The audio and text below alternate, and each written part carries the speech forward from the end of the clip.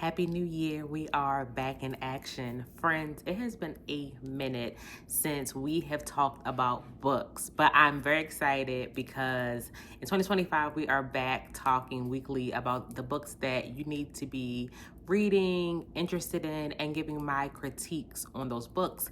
If you're new here, my name is Krishana Davis, and this is Down the Rabbit Hole, where I talk about some of my favorite books, TV shows, movies, things that are cool and cultural in the media space, and give you a little bit of perspective. So this week, we are diving into a wide range of genres. I think there's something about 2025, and anytime we go into a new year, I kind of feel like so many people are rushing to set these resolutions and figure out what they are into. And I like to take a more slow start to the year. And if I'm really being honest, not in the mood and not really feeling like I'm ready to take those next steps. So that's also meant that reading has gone slow this year. So I've been reading most of these books since 2024, but I plan on finishing them up soon, especially because one of the books we'll be talking about, my book club, is coming to my house this weekend to discuss the book, and I have not finished. So I am quickly trying to finish it. Shout out to Libby. I have the audio book and I'm listening on 2.5 speed. So I have to finish that. So here's where we're getting started. I am reading the fourth book in a series by El Casimino. Y'all know I typically read Black authors. That's my thing. I don't read a lot outside of Black authors, whether it's fiction, nonfiction, magical realism, sci-fi, romance, etc. Y'all know if it's Black, I'm gonna read it. But occasionally a series or storyline really piques my interest and I'm willing to read outside of that. I saw on NetGalley, which is a platform that you can go to and request ARC books, which are advanced reader copies of books. There was a author, El Casimino, and her entire catalog was basically read now. It was a limited 24-hour read her books right now. And so I missed the window. I wasn't able to request the books. But usually when somebody's entire catalog pops off like that, it usually means a few things. One, they have a book coming out and it's a hitter. People love the book. It's going to be everywhere. And it said the genre was a little bit of romance and also mystery or crime drama. And that's I like a cozy mystery, but I was just so interested in what this book was. And it was kind of given chick lit. And I do love some good chick lit. And if you have any chick lit recommendations, please drop them below, because sometimes you just need something that's not so serious, right? So I have been reading Finley Donovan Rolls the Dice. So this is the fourth book in the series. And honestly, this is pretty much all I've been reading all of December and January is this series. So essentially the main character, Finley Donovan, is a stay-at-home mom and also a writer. She has a small deal, maybe a $5,000 or $10,000 deal, publishing house. But her books are not that good. They haven't really taken off yet. And her family kind of treats her she should probably get a real job, right? This is not really sustaining her life. And the story starts, her husband ends up having an affair with their realtor, and she's kicked her husband out. She's pissed. They have 2 kids. And she's just a wreck. She just doesn't know what's going on with her life. She's trying to figure it out. And she's on deadline with her book. And her agent is like, baby girl, you got to figure it out. So they meet up at Panera Bread and she's talking about her story. So the story that Finley is working on is a story about a woman who's a contract killer. And so this romance chick lit situation, but she's a contract killer. And whilst they're in the Panera Bread, a woman overhears her and her agent having this conversation, and they slip her a note basically thinking that Finley is a contract killer and will make the everything nice and neat when she murders the person and basically tries to hire Finley to off her husband, who ends up being involved in this Russian mob boss situation. And what I really like about this story, so it has 2 main characters. So it's Finley and her nanny, and they end up becoming this girl gang, and it's morally great characters, right? So they are helping women whose husbands or significant others are pieces of shit, essentially. But like they're not really technically doing anything wrong. And then Finley also has this like star-crossed love situation with like one, there's this lawyer that she's interested in who knows everything that Finley has done, because Finley ends up tied up in this situation. And then separately, there's this police officer who also likes her and she's interested in, and it's just a lot. It's high and fast paced. It's interesting. You kind of don't know what's happening next. It's tons of twists and turns. Also, it's like lighthearted, and the like conversations between the characters is really good. Like the author does a really, really good job with dialogue. So I've been just basically inhaling these books in this series all late December into January. So I'm on the fourth one, and her next book comes out soon in a few weeks. So I'm trying to finish and catch up on the series so that I can get the most updated book. The one thing though about being this deep in a series is I find that binge reading in this way can sometimes become exhausting because you're too deep in the world. I think there's something to like letting yourself have some breath in between the content. And so the only reason that I have not finished the fourth book yet is because I just feel like sis need a break. Okay.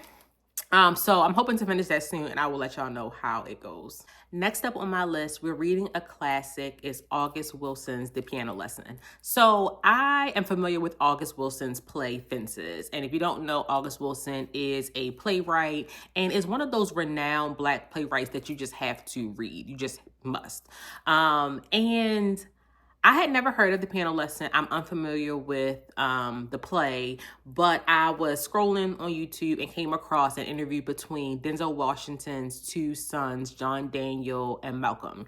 So you may remember John David from films like Tenet and Black Klansman. He's an actor. He formerly was a football player and eventually pivoted his career into acting, very much like his father.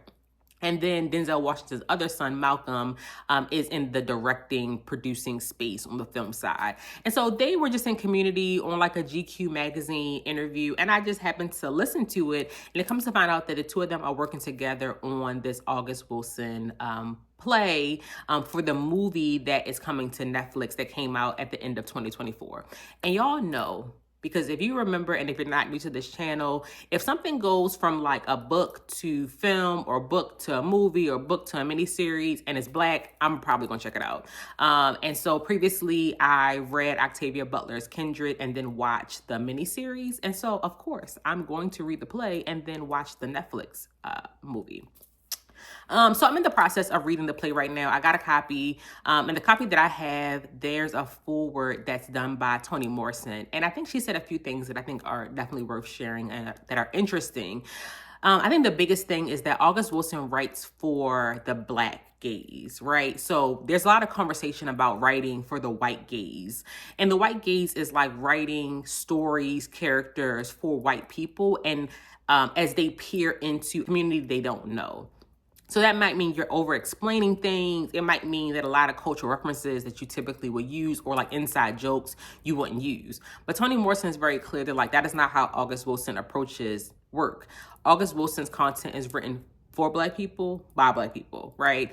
Characters are Black. There's actually no white characters included in the play at all. And so it's this very tight storyline by this Black playwright. And I just was really excited to dive into this story. So essentially, the entire play is kind of set with this dynamic between these two siblings. One is living in the South. Their family previously were enslaved people, Black people in the South, and then kind of became like sharecroppers. And now the brother has an opportunity to potentially buy the land that his family previously was enslaved on and sharecropped on.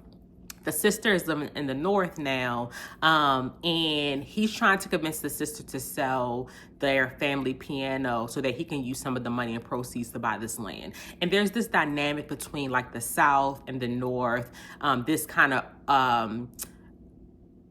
like staying in community, trying to grow economically versus like what it means to have things, and kind of almost like that, like this neoliberal newness of like being in the North. And granted, I'm not that far into the book, so I hope I'm not reaching too much, but I'm hoping to finish the play And then probably later this weekend, I'll actually get a chance to watch the Netflix film. And last but not least, I have to finish this book because I think I mentioned at the beginning, my book club is coming to my home to talk about this book. So I went to Love Y'all Romance Fest, which is a kind of new book festival in the Atlanta area around the Valentine's Day period. So I went last year in 2024. It was the first year. And I really enjoyed it, had a good time. And during one of the panels, there was a author, Jill too, who lives in the Georgia area, who's a YA author, and she had a book coming out called The Dividing Sky. And she was giving out arcs of her book then. And I haven't really been like super into the YA space recently, especially like YA sci-fi. But one of the people who's in a book club with me, she's really into YA sci-fi, and she recommended this book. And then for the book club, Jill is actually going to zoom in for us and talk to us a little bit about the book as well. So the kind of dynamic of this book is twofold. One, these people in like the Boston area are living in like a worker town, worker city. And if you're not familiar with the worker town or worker city, this is basically when a corporation, a company takes over the land, and every single person who lives there also works for them. There's been a lot of conversation about like that becoming a reality again in the United States. And you find that a lot of times people who live in these worker town, worker cities tend to be impoverished, right? Like you are at the whim of your company when you live where you work, right? Like when they own fully everything. So basically, in this area, the government can no longer afford to keep up the town infrastructure. And this organization called Life Corp basically came in and said, hey, don't worry about it. We'll take on your debt.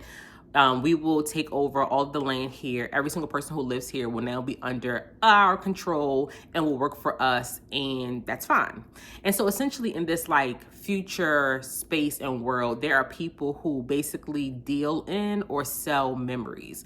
And so by that, it is the elite or like the rich people, the upper middle class people in the society, because they are so busy, no longer have the opportunity to have original experiences. And so because they can't have these experiences, they essentially buy experiences or memories from other people at a cost, like credits, right?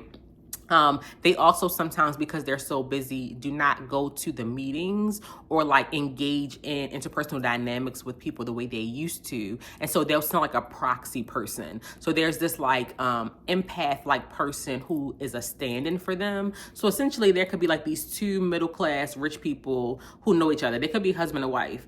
Both of those people, instead of meeting together and hanging out, will send their proxies to go to like a dinner date together. And those proxies will like facilitate the continuation of their relationship on behalf of the other people. So it's just like this really weird dynamic. So there's this woman, the main character is impoverished. She deals in memories, and she's asked by a really rich guy who's sick, who wants to remember and have the experience of being at this like lake house, beach house that he grew up in. This place is outside of the city limits, the corporate limits. It's considered the wild, right? So like the corporation is not responsible for anything that happens to you if you go out of this area, but he's going to pay her like a buku amount of money to go. Like basically this money would change the trajectory of her life and her family's life and people she loves life if she were to go and collect this memory. Separately, her love interest, which is a police officer, boo, tomato, tomato, tomato, is assigned to go into this more impoverished area and figure out about this new substance that is taking hold called orange haze. And essentially some people who are using this substance are beginning to have critiques of Life Corp and the company. And, you know, once a few people start to critique a corporation or a system, or there's a potential for protest, it bubbles up, right? Like this kind of socialism perspective. And so they want to squash this immediately. And so part of the story is this like romance dynamic between these two characters. So I'm really interested to see kind of what happens with that as well. And that's basically what I'm reading right now. So a little bit of sci-fi, a little bit of like crime, mystery, romance, chick lit, and then a more hefty like fiction what I would consider like a Black classic. So I'm super excited. I'm to let y'all know how these books are, give y'all my final review. You should definitely check them all out. And I'm looking forward to being back in community with y'all. If you've read any of these books or know these authors, let me know below. If there's any particular type of content that you want to see from me now that we are back, drop it below. All right, y'all. Peace.